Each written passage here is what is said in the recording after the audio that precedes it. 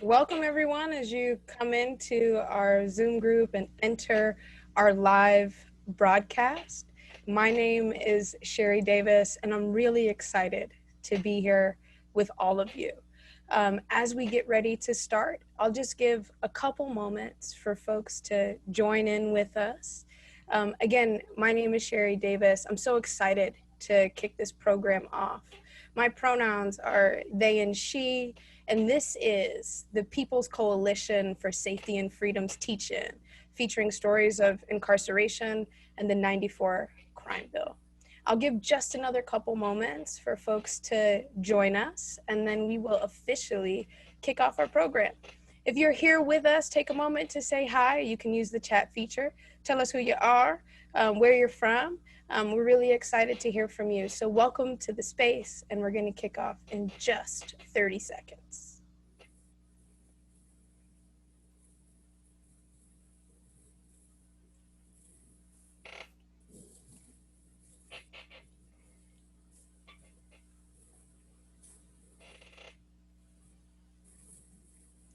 All right, we got California in the house, Chicago. I see a shout out for Florida. So people are rolling through. Welcome again, everyone. My name is Sherry Davis. My pronouns are they and she. I run the Participatory Budgeting Project, but we are here today for the People's Coalition for Safety and Freedom's teach-in, featuring stories of incarceration and the '94 crime bill. Before we jump in to what we're doing today, let me make sure that I tell you all who we are and what we're here for. Next slide. So as I mentioned, we are the People's Coalition for Safety and Freedom, also known as the People's Coalition. It's a formation of base building and member-led grassroots organizations focused on racial justice policy, advocacy institutions, most of which are Black and queer-led, and really represent a cross-section of communities impacted by systems of criminalization and incarceration. Next slide.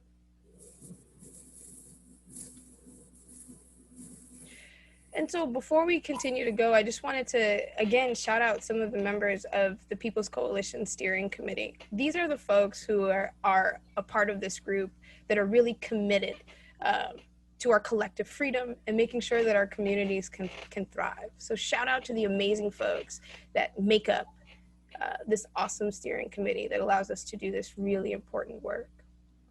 Next slide.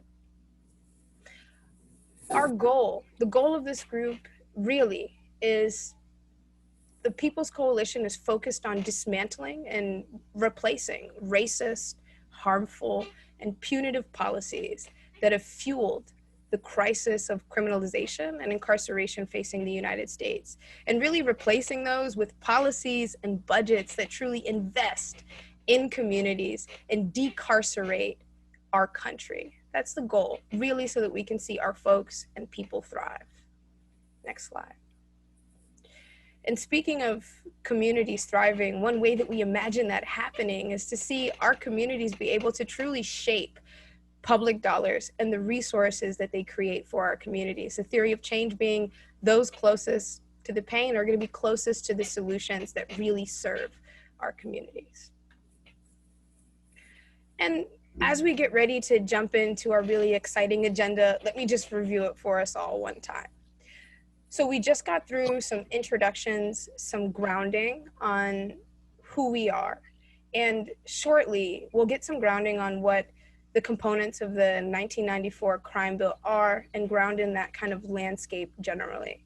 Then we'll have an opportunity to really step into a story circle, hear from folks as part of an amazing panel, really get some more understanding of this crime bill and understand what our opportunities for action are to be able to move forward.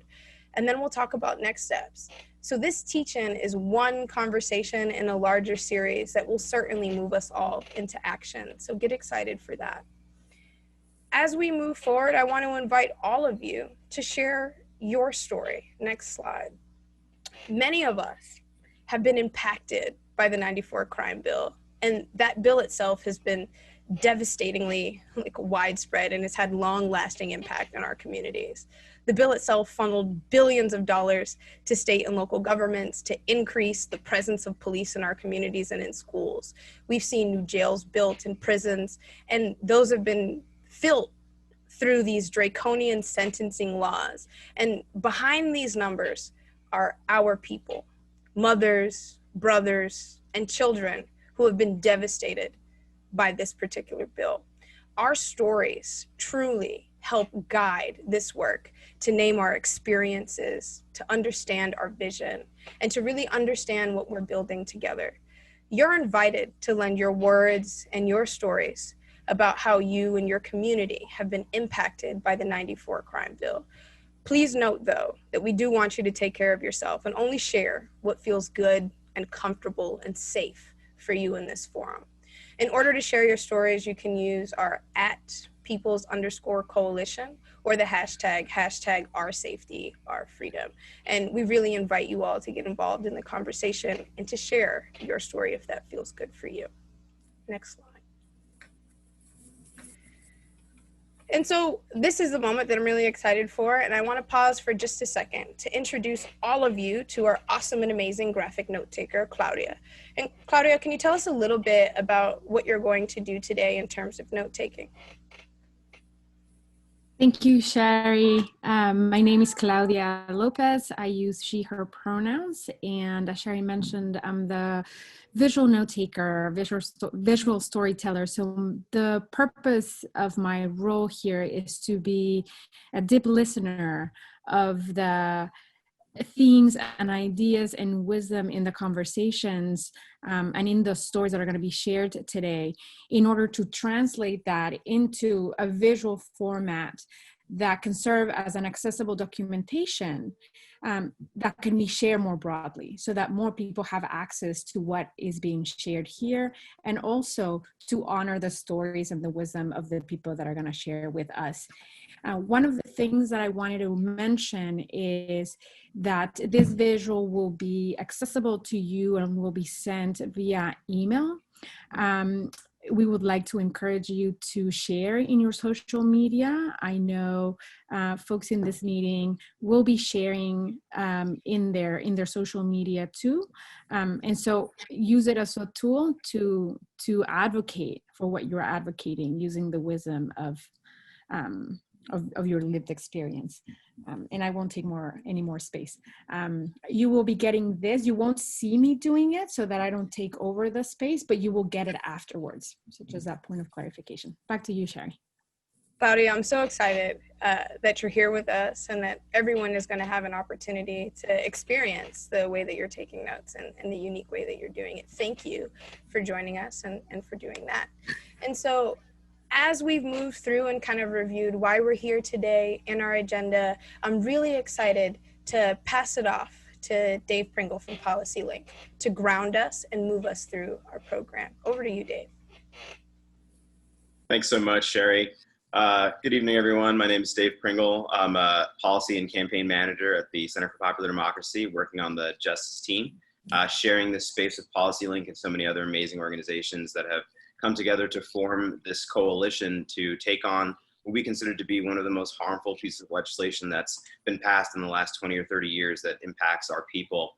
I'm going to spend a little bit of time just talking about the 1994 crime bill and some of the key components, what it's done over the years and some of the ways that it's influenced, specifically for this teach-in, incarceration throughout the country. As we all know, the United States incarcerates more people than the next 5 or 6 countries combined. And we're going to talk about some of the ways that the '94 crime bill actually influenced and impacted and exacerbated those numbers. And so, as you can see here, the '94 crime bill was passed in '94 under President Bill Clinton. There are some key components that I think really drove what we've come to call mass incarceration today. Things like 3 strikes rules and mandatory minimum sentences were a key feature of the '94 crime bill. And there were billions of dollars that were funneled to state and local governments in order to incentivize their state legislatures to pass legislation that essentially made it so that on the 3rd offense, essentially there was a sort of, you're out sort of dynamic associated with the crime. And so that basically made it so that people were being sentenced extremely harshly for offenses that otherwise would not have been treated as such. Similarly, we saw something called truth in sentencing skyrocket throughout the country. And essentially, truth in sentencing is it's exactly what it sounds like. If someone is sentenced to a certain amount of time for a particular offense, despite good time served or offers of parole, throughout the country, we saw several state legislatures pass legislation that essentially demanded that folks had to serve 85% of their sentence, regardless of how much time they'd actually served. So you can imagine that would dramatically increase the amount of people spending so much of their time in prison. There are some other key components of the 94 Crime Bill that we've spoken about in the past on other teach-ins and that we'll continue to talk about, things like the COPS program, which has put $19 billion to expand policing in cities across the country. In addition, $10 billion in subsidies to expand state prisons, things like ending Pell Grants for those who are currently incarcerated. It did also include things like the Violence Against Women Act and the federal assault weapons ban, but as we'll discuss in future teach-ins, there's a lot more to those components of the legislation that you might not initially think. Go ahead and switch to the next slide, please. So as I discussed earlier, we really identified the 1994 Crime Bill as a driver of mass incarceration. You can see here from 1970 to 1994, the rate of imprisonment actually exploded 400%, from 300 to 387 per 100,000 people. From 1994 to 2009, we saw imprisonment continue to rise, doubling. The 94 Crime Bill granted states $12.5 billion to build prisons, as I said, if they passed these so-called truth in sentencing laws, which required folks who were incarcerated to serve, again, at least 85% of their sentences. Between 1995 and 1999, we saw 9 states adopt those truth in sentencing laws for the first time. Another 21 states actually changed their truth in sentencing laws to comply with the crime bill's requirements. And so often what the federal government can do is use what we call the power of the purse and can dramatically influence what state and local governments do with their local policy by either creating massive incentives or punishing local governments by withholding resources if the local government or state government doesn't comply with the federal law. So you can see there by 1999, we saw a total of 42 states actually enact similar laws, sustaining an increase in imprisonment. In addition, as I said earlier, states passed 3 strikes laws, enacted mandatory minimum sentencing, and eliminated parole, removing judicial discretion in sentencing. And then essentially, like I was just saying, they dangled bonus dollars. The crime bill encouraged states with those bonus dollars to remain tough on crime with their approach. And again, as you can see, there are $9.7 billion for states to build and operate prisons, including the incarceration of undocumented immigrants. Go ahead and go to the next slide, please. So one of the things that we always want to make sure that we remind folks is that even though we're often talking about federal legislation, it has a dramatic impact on state and local governments, as I was describing earlier. And so we just highlighted 2 states in particular here. You can see in Florida, for example, the total population of incarcerated adults in Florida increased from just over 68,000 in 1995 to 86,000 by 2005. 18,000 more individuals being put in cages. The Vera Institute reports the total population of incarcerated individuals in the state of Florida in 2015 was 153,405. Net increase in both of those correctional facilities in the state, as well as a number of people incarcerated by the state, is strongly correlated to the increase in funding that came from the grant programs that were released under the 94 Crime Bill. As I mentioned earlier, Florida built an additional 9 corrections facilities between 1990 and 2005. In 2017, Black people constituted 17% of Florida's residents, yet almost 40% of the people incarcerated and 47% of the people in prison in Florida were from the African American community. You can see, as looking at another state in California, after the 1994 Crime Bill was passed, the prison population continued to climb, peaking in 2006 at 173,000 people, began to slowly decline to 127,000 in 2018, and as of now, the total in custody prisoners is 101,000. So you can see that over the years, as the 94 Crime Bill was passed, there's this explosion in incarceration, and only until other states started to decarcerate their populations have you seen any kind of decrease. As of 2018, California's incarceration rate remains high at 581 per 100,000 people. And this is a higher rate than all but 2 countries besides the United States as a whole. So just as an overall sort of takeaway from this, we'd like folks to recognize the dramatic impact that the 1994 crime bill had in so many different areas of the criminal legal system, but in particular, the incentives that it created for state and local governments to hold people in cages and to make it that much harder for folks to get their lives back on track. With that, I'm going to go ahead and pass it to Erica, who's going to be moderating our panel for the rest of the evening. Thank you so much, Dave. Thank you so much for that, just breaking down the components of the 94 crime bill and also providing some data on the impact of the crime bill and really like putting numbers to it as well. So we know that billions of dollars went to our states and our communities to incarcerate us, our loved ones, community members, and to increase policing in our communities. And so, you know, this feels extremely powerful and a necessary conversation for us to have as we find ourselves in a moment where we are saying defund police, defund cages. Let's actually invest in what keeps us safe.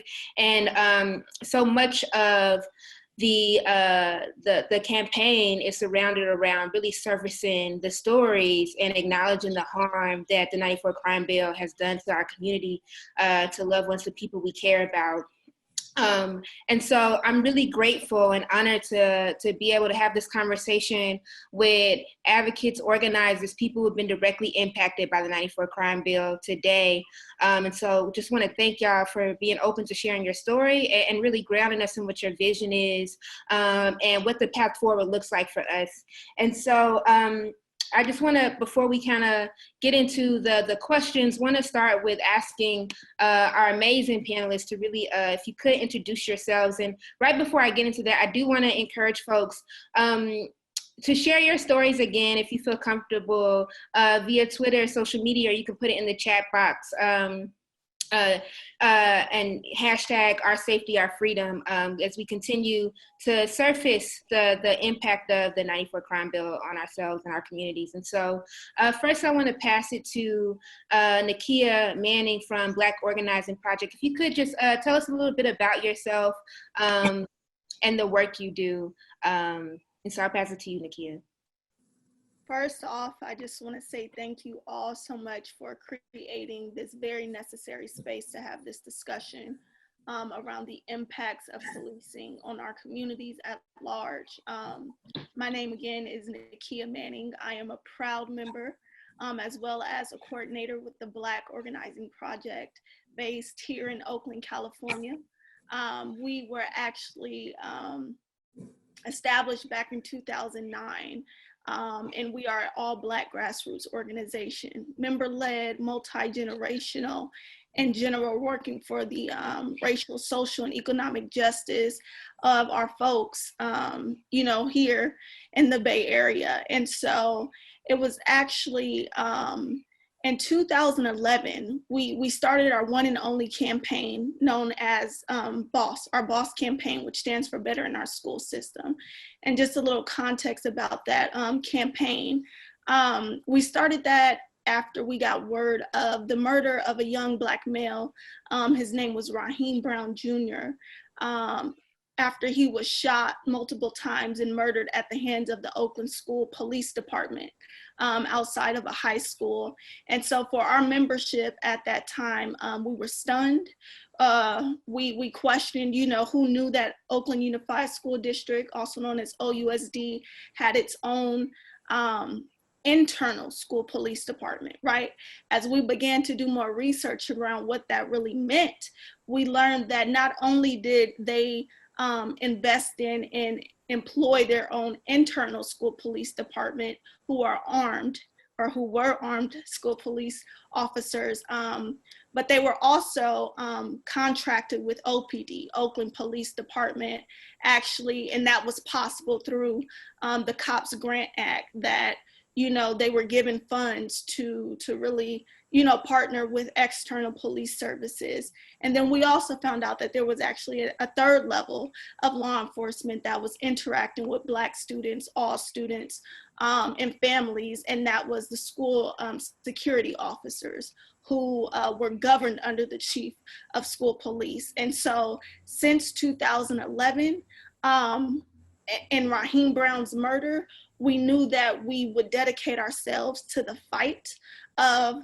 initially chipping away at what we know to be the Oakland School Police Department, but our vision was always that by 2020, abolition will be our reality. And so just for the sake of time, just to recap, it was actually in June of this year, June 24th, 2020, where we were able to pass our George Floyd resolution that called for the immediate removal of the Oakland School Police Department, as well as barring any other law enforcement, partnership. And we won that within the district with a unanimous vote. And so this has been a nearly 10-year campaign that we knew would be possible. And it was no easy feat. And we owe it all to our membership, our community allies and supporters, and those who showed up in real radical solidarity, to make that happen and really set precedents for, what could be possible for across the rest of the nation. And so as I wrap up, just really quick where we are and where there is still more work needed, because as we know, that's just one phase of it, but implementation and making Black Sanctuary a reality in Oakland and beyond is now the real work, right? So we are now in our implementation phase where we are working with community and calling on community near and far, because this will not be possible. Again, this next phase won't be possible, to continue to stand with us and continue to push for Black Sanctuary and transform this district as we know it, from a police-centered school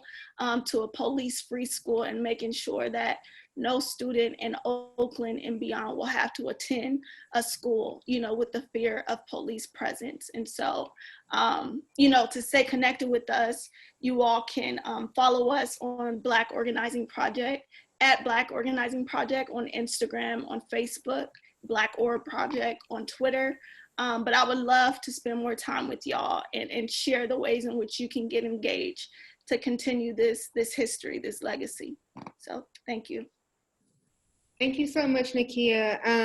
And before we kind of get into other parts of the story circle and other parts of the conversation, just want to pass it to you, Leslie, if you could just, introduce yourself, tell us a bit about your name, pronouns, your name, where you are from, the organization you're repping, and really like what is most important to you.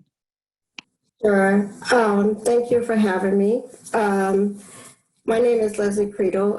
My pronouns are she, her. I'm here representing the National Council for Incarcerated and Formerly Incarcerated Women and Girls.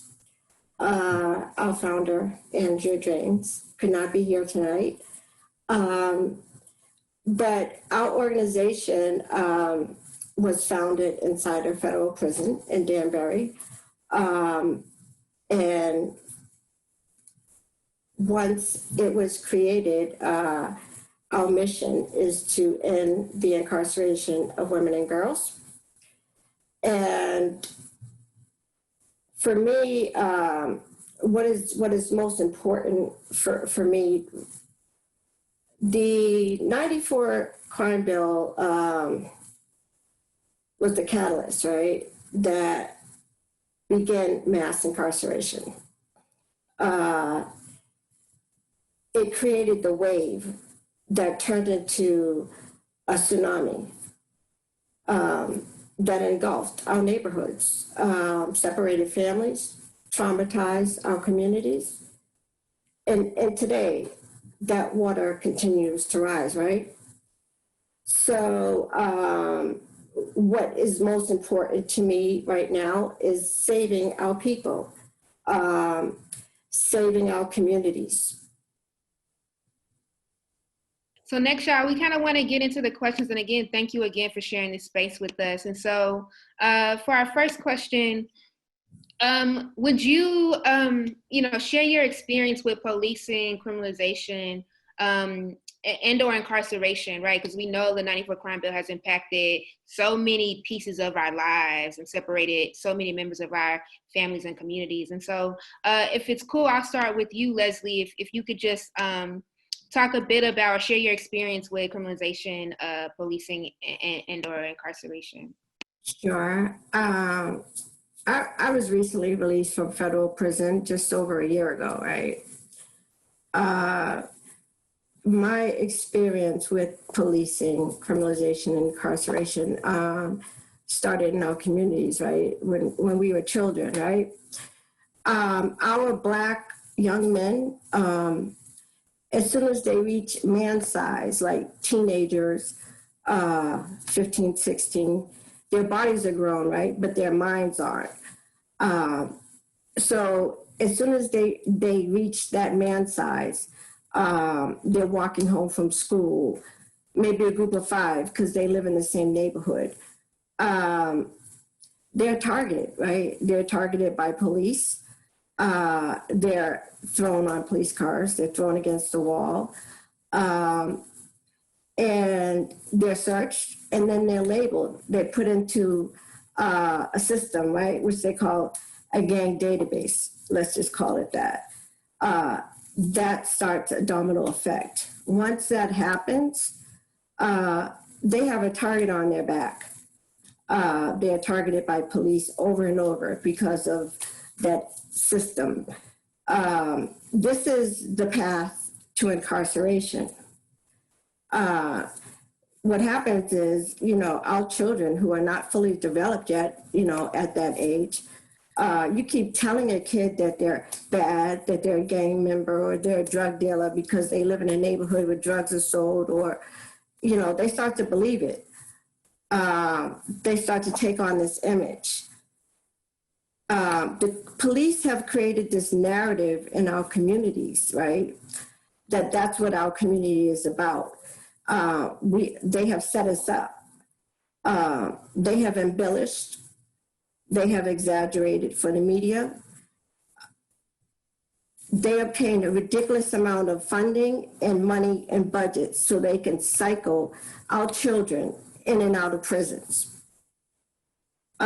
This is modern day slavery.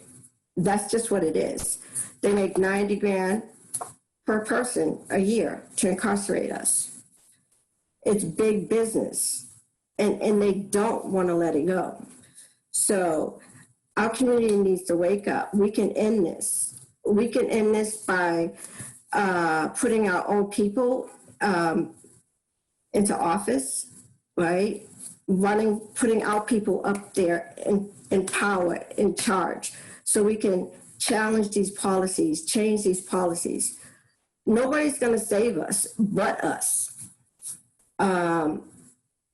Only then we can begin to take the oversight over from the police, right? Start to defund them, start to put service back into our communities, give our neighborhoods the resources that they need. We need to heal and we need to grow. Only then we can show what different looks like. Thank you.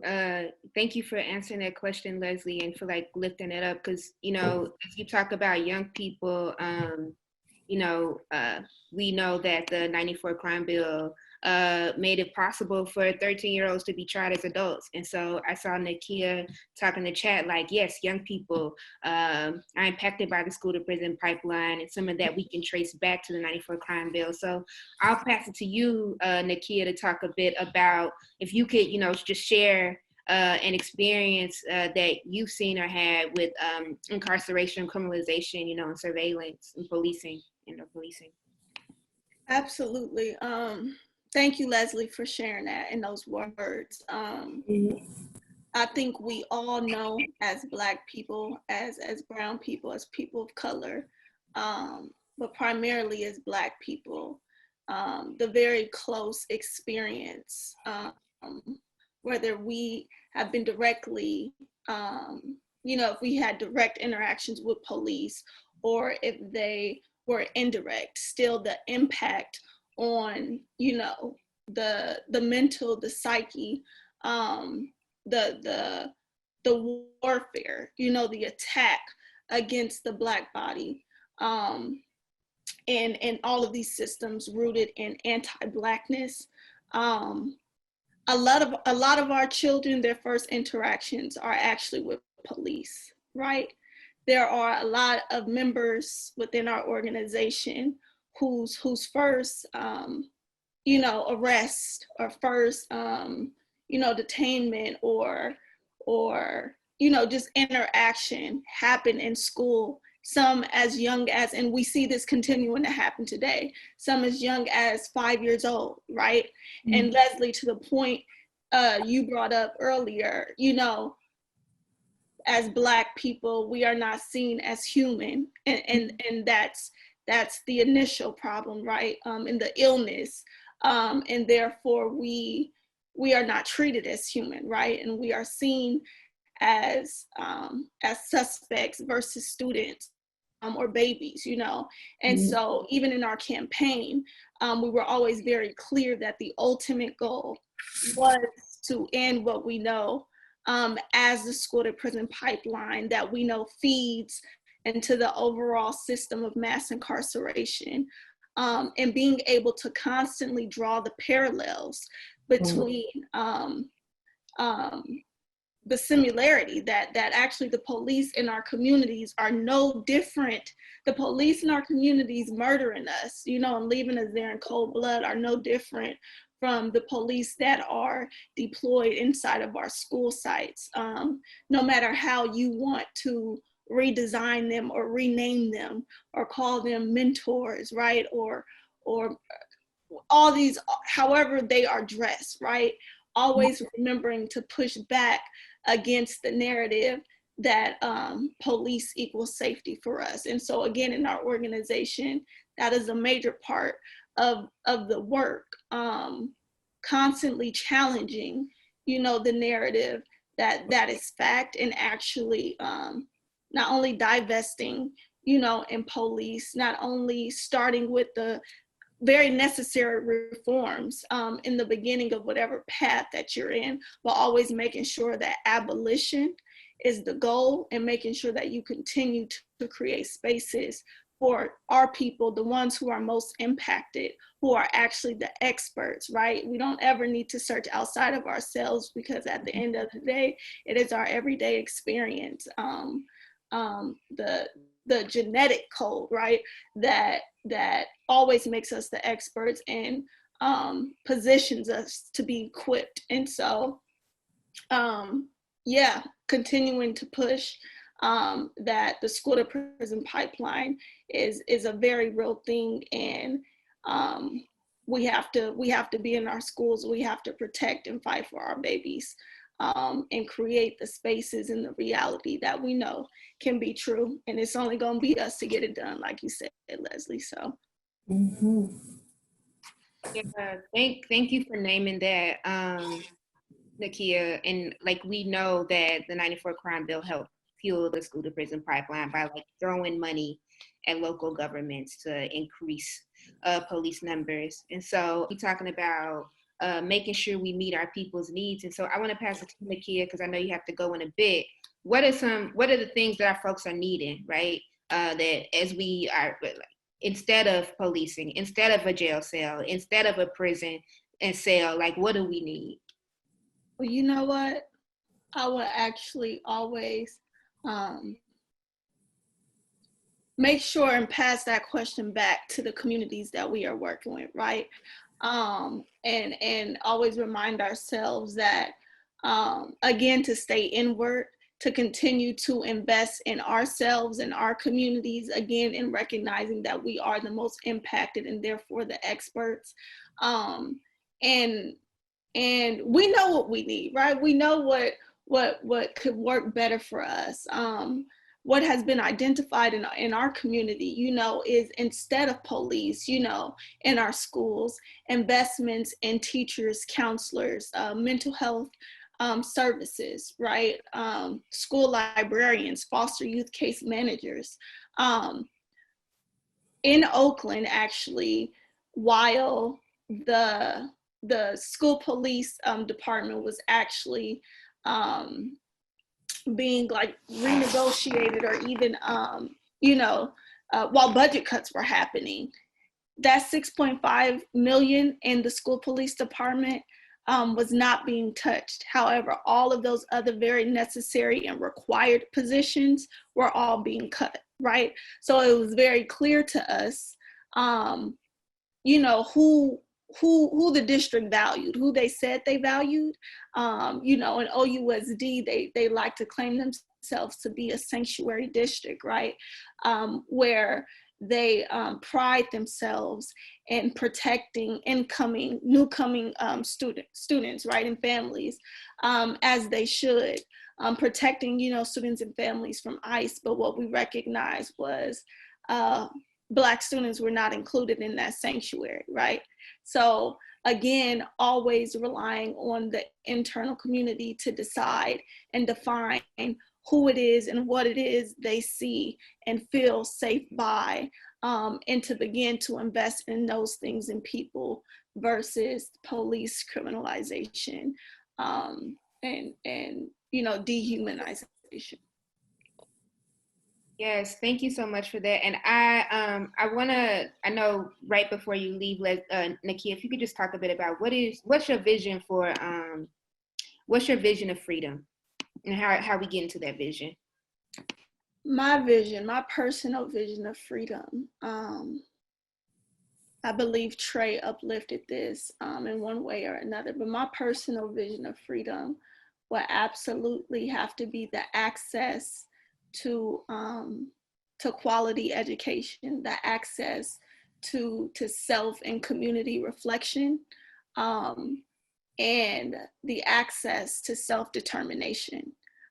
Again, creating the space in reality where I have the agency to choose who I want to be, to live how I want to live, and making sure that I am never individually,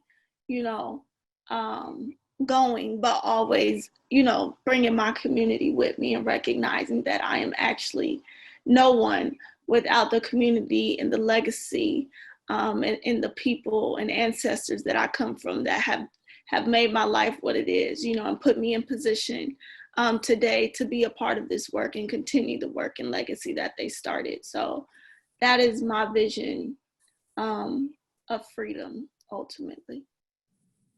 Got you. Thank you so much. We really appreciate you, and just gratitude to you for all the work you were doing. And so next, I just want to pass it to you, Leslie. Similar question.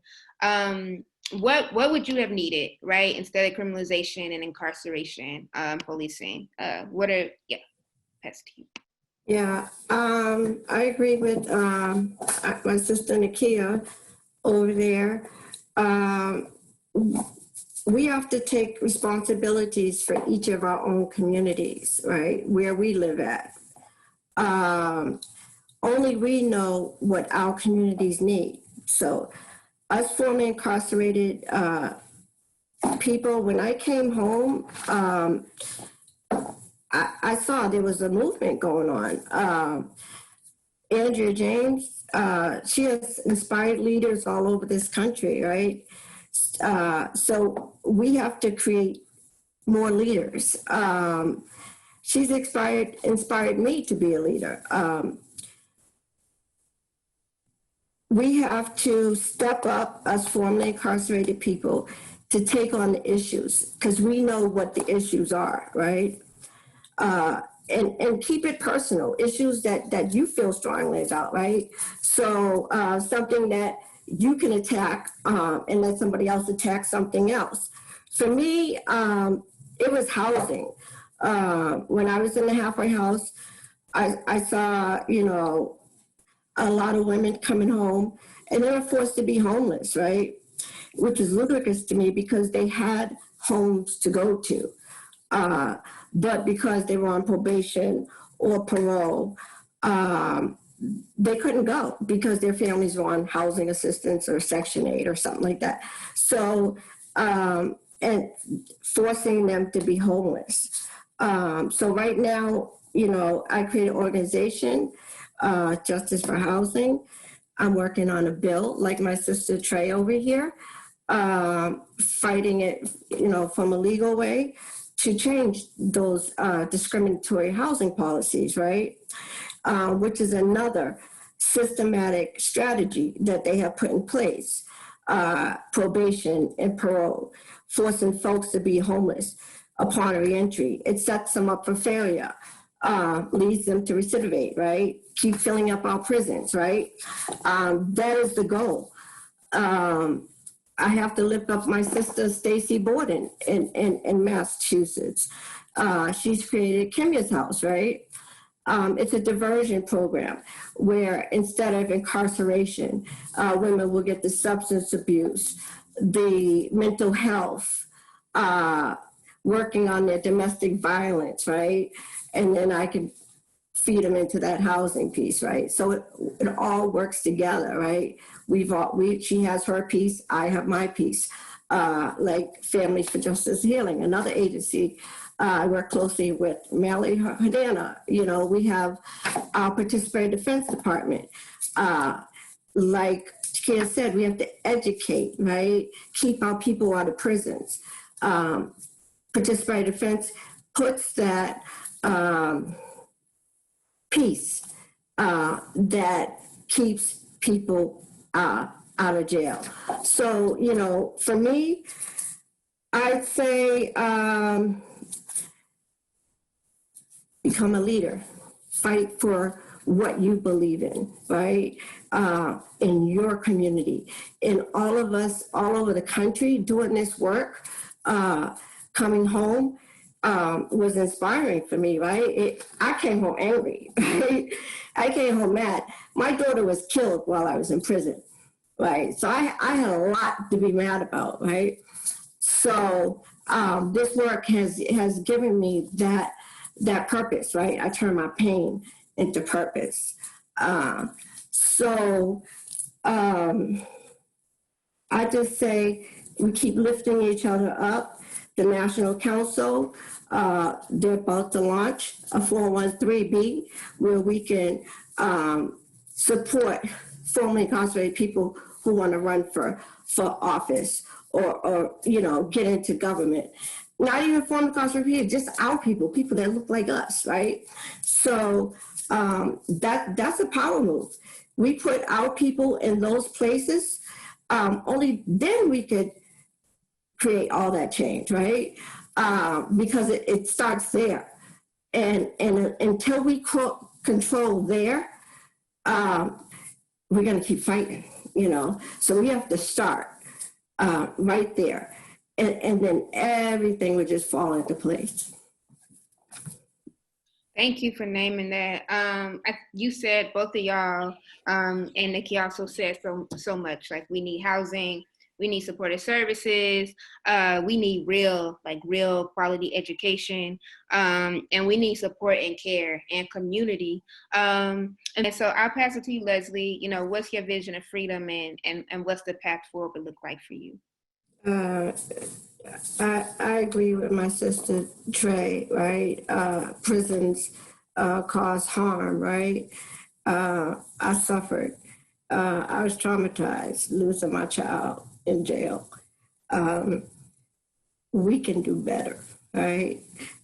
We can change the system. I say shut it down, right? Shut it the fuck down. Close it. Like we are abolitionists, right?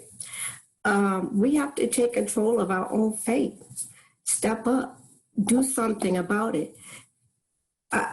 Trey, heads up to you, reaching back, filing for your sister's clemency. I did the same thing. I just filed for my Bucky's clemency like a month ago, right? I haven't forgot my sisters who I left inside. I speak to them all the time. And I tell them, I'm gonna bring you home. So I say to anybody, do whatever you can in your community. If it's participatory defense, if it's clemency, if it's working on closing prisons, whatever it is that you feel passionate about that has to do something with ending incarceration of women, I say do all you can and do your best. Step up and do something about it. Only then will we be free. That's real. Thank y'all. I mean, really, we know, think that what the vision looks like going forward.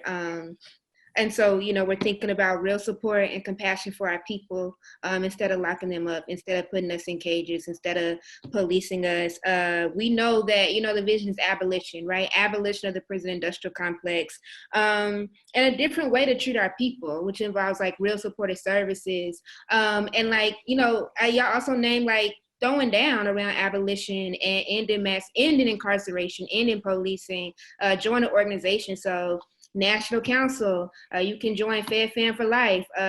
You can shout out to Black Organizing Project, and also hit us up at the People's Coalition for Safety and Freedom. So because there's so many worthy organizations who are doing this real work to make sure our people are out of cages and at home with their families and communities. And so just love and gratitude to you, Trey and Leslie and Nakia, for y'all sharing your stories and like really grounding us in like the impact of the 94 crime bill and what a vision for freedom can look like and how we throw down around real abolition and get our people free. And so if y'all have anything else to say before I pass it to Marva, I just want to pass it to y'all one last time. I got one thing to say. If you haven't registered for the Free Her Conference tomorrow, go to the nationalcouncil.us and register. It starts tomorrow, and you want to be there. Thank you for that, Leslie. Trey. Just real quick, we always looking for volunteer law students. We got law students up at CUNY Law in New York, and they be throwing down, getting people out of prison. We don't pay no money, but right, good put on your resume. Yeah. So we down to work with y'all and just love and solidarity to y'all. So gratitude, and I'll pass it to you, Margaret, to ground us in the history of slavery and incarceration. Thank y'all again. Thank y'all so much. I feel renewed in so many ways. So I want to just thank you, Leslie and Trey and Nakia, for just the gems. I feel like you dropped some more blessings on us, this idea of pain without purpose. And so I want to thank you for your work and for sharing today. So my name is Marbre. I use she and her pronouns. I'm with Law for Black Lives. And I'm super, super excited to spend the next 10 or so minutes trying to ground this conversation also in a long history and legacy of racism, of misogyny, of anti-Blackness, of anti-Brownness, that our criminal legal system really comes out of and grows from. And I think there's kind of 3 key reasons. I don't know if there's a slideshow that I'm missing. Let's see. Is it up? Beautiful. Thank you, Jen. Shout out to Jen, who's doing all logistics. So I think I want to really ground us in kind of the history of mass incarceration period, and policing for kind of 3 key reasons. I think that it's really essential that we know where we are going. We have to know where we've come from. And the origins of this system, the soil in which it is planted, have drastic impacts on how it operates every single day and on who it operates, right? And so it's important that we know our history so that we also know our future. Oh, next slide. And my hope and my goals in the next 10 minutes is to do 4 kind of key things. I'm going to do them all real quick, so we're going to just kind of give a taste of things. It's a tasting show. Number 1 is to denaturalize policing and incarceration. Very often there's this idea that these are natural phenomenons. They are not. We can destroy them. We can get rid of them. We have that power. So that's the first thing, is just to make it really clear this is not natural, it's not God's will, that we can fight back against it. Number 2 is to really explore the origins of policing and to root that concretely in slavery. and in the colonial mission to expand and steal Native American and indigenous land. And so be really clear about that too, that this is a long, long history of theft, of genocide, and of anti-Blackness that really is the roots of this current system. And then number 3 is to contextualize the passage of the 94 Crime Bill inside of a bunch of other anti-Black, anti-immigrant, anti-women legislation. That this is a moment in US history that's the manifestation of the kind of backlash to the Black Power movement and liberation movement, and that we should understand that as that, and really make our fight as expansive as the attack was. And then lastly, just begin to flex our imagination on what is possible. If we break down these systems, as folks on the last panel talked about, if we follow the leadership of Trey and of Leslie and tail it all down, what can we build instead? So I want to really start us off, so next slide, with kind of what do y'all know? And so I know that Zoom is a limited space to be interactive, but this call, not only this panel, but also the whole call, is full of incredible knowledge, both expertise and knowledge. And I want us to have a collective space to share that. And so I want to encourage folks through this whole conversation. I see you on the chat box. That's beautiful and dope. Keep on doing that. If you have resources, things you've read, things you've heard, things you know that you want to share, I want to encourage you to share that with the group. And I will try to read from it. I'm not the best multitasker, so you might have to scroll through the chat yourself, but I will try and highlight kind of what I see as well. But it's really important. All of us bring our own experiences and our own expertise to this. And so I want to encourage you to supplement what I'm saying with what you know to be true. So the first question I want to just throw out there for folks to respond to in the chat box is, have you read The New Jim Crow or seen The 13th? And these are 2 books, one's a book, one's a movie, about kind of mass incarceration in the criminal legal system. And if so, what did you know about policing before and what do you know now? And so just any thoughts about how those books or other things you've read or seen have influenced how you understand policing and incarceration in this country. Would love for you to share that with folks. And again, throughout the next 10 or so minutes, would love you to share whatever's popping up and bubbling up for you. It's really important that we're in this conversation together. So next slide. There we go. So the first thing I want to just say is that policing is not a natural phenomenon. And the reason why that's so essential to say is because I think when we think things are natural phenomena, when we think they've always been there, that they are inevitable or they are natural in some ways, it's really hard to imagine a world without them. And I think this is not an accident. Just like capitalism, there's a lot of forces in the world, whether it's elected officials or police unions, who go out of their way to really make sure that we think that these are natural phenomena that cannot be changed. And so when you think something's natural, you never imagine a future without it. And so I think it's really important for our work and for the fights that we have to just name that these are not natural and they have not always been here. We have not always had police. There are still neighborhoods on the Upper West Side here in New York and the Hamptons that don't have police, right? That is not a natural phenomenon to have police on our corners, to have people surveilling us, to have cages that they put people inside of. These are not natural, these are not okay phenomenons, and we can build a world without them. Next slide. Beautiful. And I think someone already put this, Sherry, thank you so much. But just around kind of what are the origins of policing. So we'd love for folks, if you're down, to share, what do you think are the origins, the beginnings of policing and incarceration in this country? And so whatever comes up for you, would love for you to add that to our collective knowledge. Next slide.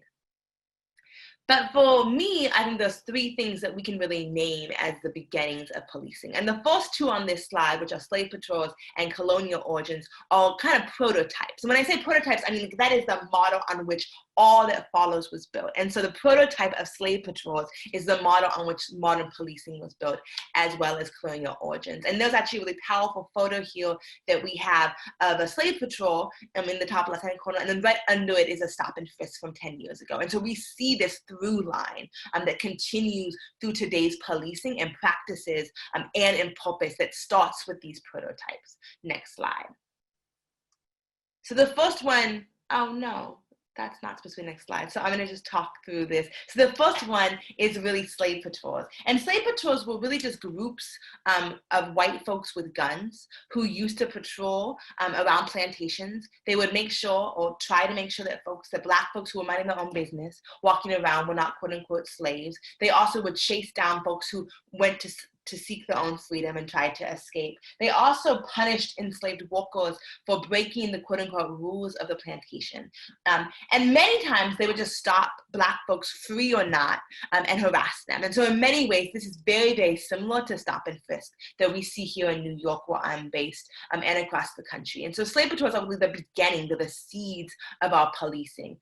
The other kind of origins of policing is actually in white militias that were in the kind of Western and Midwestern states after the expansion, and by expansion, I mean theft of indigenous land. And so after Andrew Jackson sent a bunch of folks out to steal Indian land and indigenous land, they formed colonial kind of patrols that were charged with essentially enforcing the genocidal mission of colonialization. And so we see these kind of two origins. One is in suppressing and dispossessing indigenous people of their land, and the other one is in controlling Black folks' bodies in order to make sure that white folks could profit. And so these are really the two origins of policing in the South, the Midwest, and the West.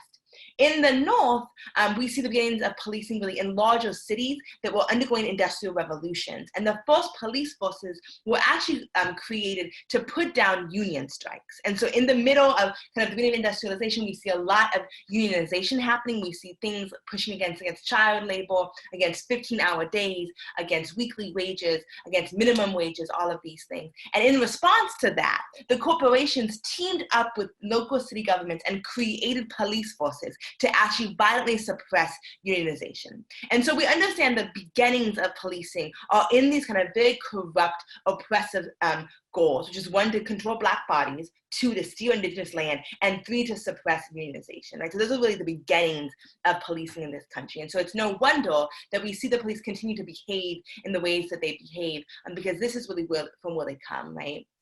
And the other thing we want to talk about today a little bit is the kind of beginnings and the origins of incarceration. And so we'd love for folks to share what they think those are. From, I think, our assessment, there are kind of four major moments that lead to peaks in incarceration. One is the 13th Amendment.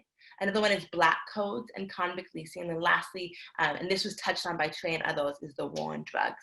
Next slide. So the 13th Amendment. The 13th Amendment, of course, is one of the amendments that was passed after the Civil War, so after we took up arms for our freedom, that was meant to ensure our liberation, right? That was really the goal. The 13th Amendment, however, has a huge loophole, and we have the text of the amendment on the slide. So it says that slavery and involuntary servitude are banned, but it says except as punishment for crime. So just like a moment with that. So no slavery except for, right? So there's this but that is put in the middle of the 13th Amendment that has been used and abused extensively. And so we see immediately following the end of slavery, next slide, we see the onset of both Black codes and convict leasing. And so Black codes are laws that were passed throughout the country that limited the movement, the expression, and the freedom of Black folks, and really were meant to ensure that they stayed in oppressive relationships with their former so-called owners. And so we see these pop up across the country.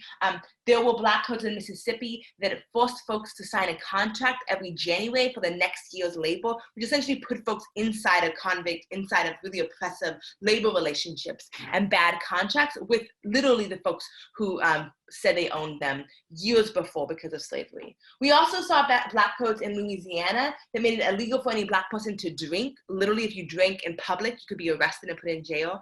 We also saw Black codes in Maryland that allowed for courts to take the children of quote unquote unfit Black people and put them into unpaid quote unquote apprenticeship, which really was just another form of slavery. And so we saw the increase of kind of the use of child labor, of slave labor, because they were being stolen from Black families who were seen as quote unquote unfit. And we see the parallel of this all over in our kind of current child welfare state, which is constantly stealing our children and separating our families.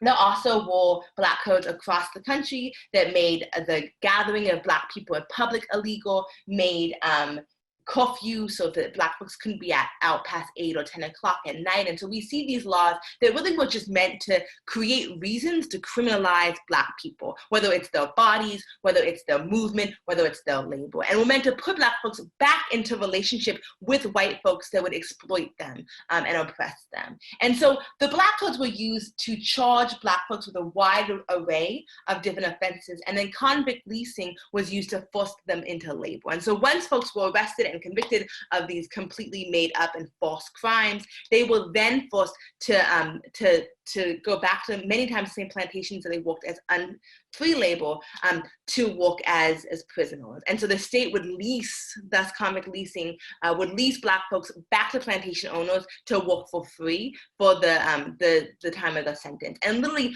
hundreds of thousands of Black folks were forced back into slavery, essentially, by convict leasing and Black codes. And again, we can see some real parallels between the Black codes of the 1800s and 1900s and the kind of 20th century war on drugs, right? And so we know that there are loitering offenses, that if you are inside of parks because you are houseless, that is now against the law. There are noise ordinances that if you play music too loud, even on your own porch, they can arrest you. There are laws in Florida that if you have baggy pants in a courtroom, they can arrest you. And so we see kind of this creation of laws to criminalize Black bodies and Black people in order to then send them to jail and get around slavery using this loophole in the 13th Amendment.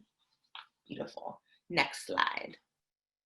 So the other kind of major moment where we see a huge spike in incarceration, especially of Black folks, is the war on drugs. I think that folks know a lot about this. It was discussed on the panel. It's the reason why lots of our people who we love are locked up today. And the war on drugs was the onslaught of new laws and funding streams. So it was the creation of laws, of harsher punishments, but it also pushed a bunch of money to states to incarcerate and lock folks up through bills like the 94 crime bill that was launched in the aftermath of the war on drugs. And so I'm going to try and go quickly because we only have about 5 more minutes, but really the war on drugs was a left and a right, a Republican and a Democratic invention, and was executed by both of those parties as well. And so we see the beginnings of the war on drugs, again, in the liberation movements of the Black Power movement, the Civil Rights movement, and the Indigenous People Liberation movement. There was a huge backlash throughout the country by mostly white elected officials, what Nixon said that was a silent majority to the vocalization and the demands of the Black liberation movement.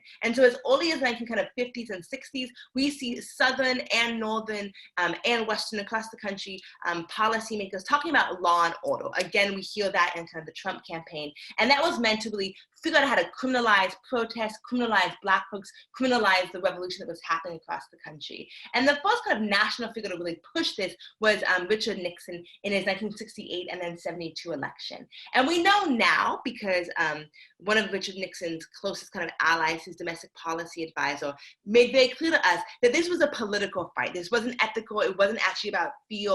It was deeply political. And so we were told by his domestic policy advisor that the Nixon campaign in 68 had 2 enemies. One was the anti-war left and Black people. We knew we couldn't make it illegal to be Black or to be against the war. And so instead, we got the public to associate hippies with marijuana and Black folks with heroin, and then criminalize both heavily to disrupt those communities. And so this is the roadmap of the war on drugs, that you associate Black folks with a certain kind of drug, then you criminalize that drug, and you destroy the fabric of their communities by doing that. And again, this was done not just by Nixon, but then after Nixon by Reagan, after Reagan by Clinton, and then by Bush. Next slide. And so again, these are some of the presidents, although we continue to see, I think, parts of the war on drugs under Obama as well, who really continued and executed this war against Black and brown people, and used drugs as the most recent excuse to criminalize Black bodies, to control Black labor, and to really disrupt Black families. Next one. So as a result of this history first of slavery, of indigenous genocide, of the destruction of unions, and then the war on drugs, we really can understand why incarceration in the US is both incredibly racialized, that it's overwhelmingly Black and brown people who are locked inside of cages, who are criminalized, but also that it's incredibly expensive. And so you see 2 charts here. One is the US population by race, and the other one is incarceration by race. And so although there are way more white folks in in the US, you see that in fact there are more Black and Latinx folks who are actually locked up in this country. The second chart is how much money is spent, which is really literally trillions of dollars that is used to incarcerate, to cage, and to police, and now to surveil Black and brown neighborhoods. I think it's important to name that this money comes at the cost of investments that Erica and others talked about in our communities. And so there's been, I think, a systemic abandonment of Black and brown communities when it comes to the social safety net, but there's been huge investments in their incarceration and in our caging. Next slide. So really quickly, the 94 Crime Bill was not the only act or the only bill passed in the 90s that criminalized Black bodies, that took away our children, that sought to criminalize us. There was a whole host of anti-poor, anti-Black, and anti-immigrant legislation passed under Clinton with a Democratic Senate and Congress in the 1990s, and was really a manifestation of what was decades in the making in terms of the war on drug. And so we saw the 94 Crime Bill, which Dave talked a bit about. We also saw the Immigration Reform Bill. This was a bill that really laid the groundwork for mass deportations that we saw through Obama and now through Trump, and also created penalties for immigrants accused of any crime, even super minor crimes, and created more crimes. This was a decade of crime creation, right? Everything was a crime. Also, the 1996 Personal Responsibility and Work Opportunity Act was not what it actually says. It was the Welfare Destruction Act. It destroyed the cash welfare system in the United States, and also included a lifetime ban on all benefits, including food stamps, for anybody who was convicted of a drug offense. Just again, a lifetime ban on food stamps even for folks who use drugs. So we see the dehumanization of our people in each of these different acts.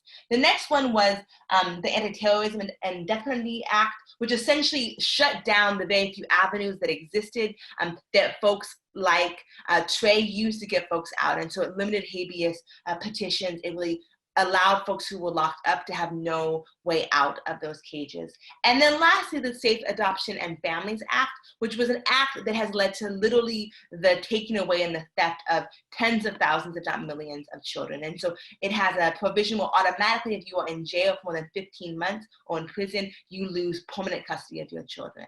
And so all of these together really created a landscape that criminalized Black and brown folks, and that led to this moment that we are in now. We're trying to kind of dismantle the whole thing. Next slide. And I'll end here. I think we tell this history to make clear that this is not a system that is broken. This is a system that is working exactly how it was meant to work and how it was supposed to work. And that in order to change it, we have to transform it. We have to uproot all that is there and recreate it. We have to stretch our imaginations and imagine something different and denaturalize cages, denaturalize policing, and think of new ways that we can support our communities when harm happens and provide for our communities when it doesn't. So I'm going to stop there and pass it on. But thank you all so much for joining us tonight, and I hope this grounding was helpful.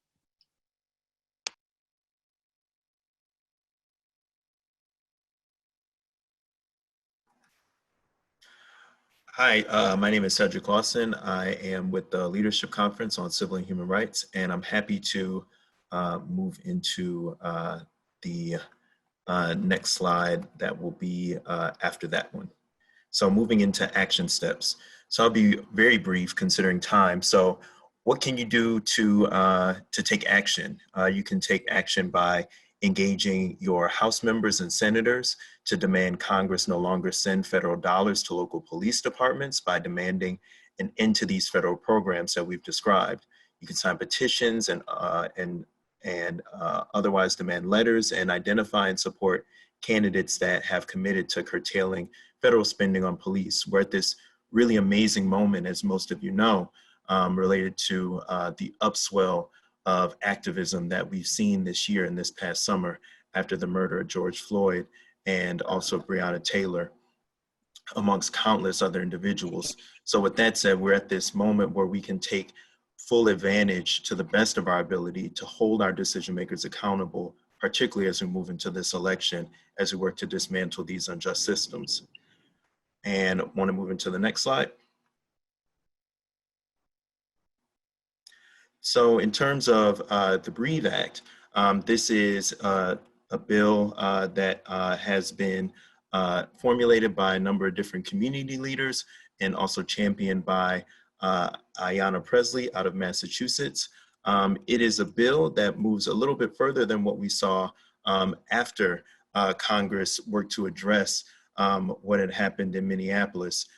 Many of you may have heard of the Justice and Policing Act, which did pass in the House, but sadly what we saw in the Senate was the Justice Act, which would have given more dollars in federal policing with a Democratic House and a Republican Senate, just in terms of two different parties. We haven't seen any type of bill come from the Justice and Policing Act, which would have, among many things, ended racial profiling, versus this bill in the Senate, which would have given more dollars. What we see also at this point is the potential of legislation like the Breathe Act, which is more forward-looking. And we see with the Breathe Act divest from federal resources from incarceration and policing, invest in new non-punitive, non-carceral approaches to community safety, then also allocation of new monies to build healthy, sustainable, and equitable communities, and also hold political leaders to their promises and enhance self-determination of all communities. So at this point, this is a great example of a potential bill. It has not yet been introduced, but again, an example where community leaders have come together and have worked with Congress to not just either tie dollars to accountability measures for law enforcement, or even worse than that, put dollars forth to policing, but instead reimagine new potential. So while again, this bill has not yet been introduced, this is a potential in ways that we can reimagine what public safety looks like. So to close, again, encouraging you all to reach out to your legislators in regards to these issues, but from that point, also keeping in mind the upcoming election and what it means to reimagine how we can stop these atrocities.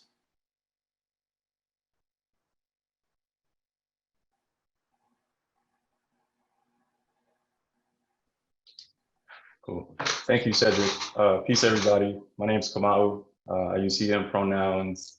I'm based in Flatbush, Brooklyn, and I am the national coordinator for People's Coalition for Safety and Freedom.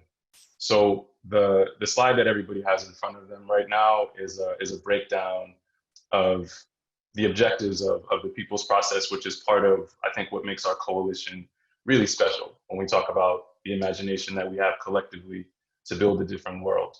And so our coalition's work is rooted in that, and we're leading a national effort to make that happen. So the objectives of the People's Process are listed on this slide. We want to catalyze national intention to repeal and replace the 1994 crime bill with proposals that come out of the process that we're running. And those processes will center the stories and expertise of the communities and individuals most impacted, as we've touched on tonight. We want to support local power and capacity, expanding that work around the country, engaging in mass political abolition-centered education so that folks can deepen, develop, and even transform their understanding of the PIC, the prison industrial complex. Like Marbury and others have mentioned before, it seems really clear to me and a lot of folks in this work that abolition sometimes feels unimaginable by design. And some of the work that we're doing is trying to reimagine, create new realities for ourselves and for each other. Doing that through participatory democratic processes and developing language that prioritizes like what our communities need to be safe, to be healthy, and to thrive. So can we go to the next slide? Thanks, Jen. So join us, get plugged in. We're gonna be doing a lot of work over the end of this year and going into 2021. If your organization or just you as a person is interested in engaging in criminal legal system transformation work, interested in learning more about abolition, interested in learning more about reimagining safety as a collective, then we would love for you to join us. So please follow us on Instagram, on Twitter. You can see the handles there. We also have a website that I will drop into the chat, and you'll get a lot more information from us in the follow-up emails and things like that after tonight. And finally, we just want folks to fill out the link that I will drop in the chat as well. to express your interest in the People's Process that we're going to be running throughout the rest of this year and into 2021. And I also just want to lift up really quickly as well that just remind folks that, as Claudia mentioned like way earlier in the evening, that we're going to also be sharing the graphic notes on our socials, in addition to sending them out to folks that have registered for this event, so you can kind of see, you know, what came from this conversation that is really grounded, in addition to being, I think, really expansive and imaginative. So we're really grateful for that. So thank you all so much for joining us tonight. I want to express my deepest gratitude to our panelists for their wisdom and for being with us for all this time. We really appreciate you all, and we'll be in touch about the next steps and about the next teaching really soon. So take care, everybody.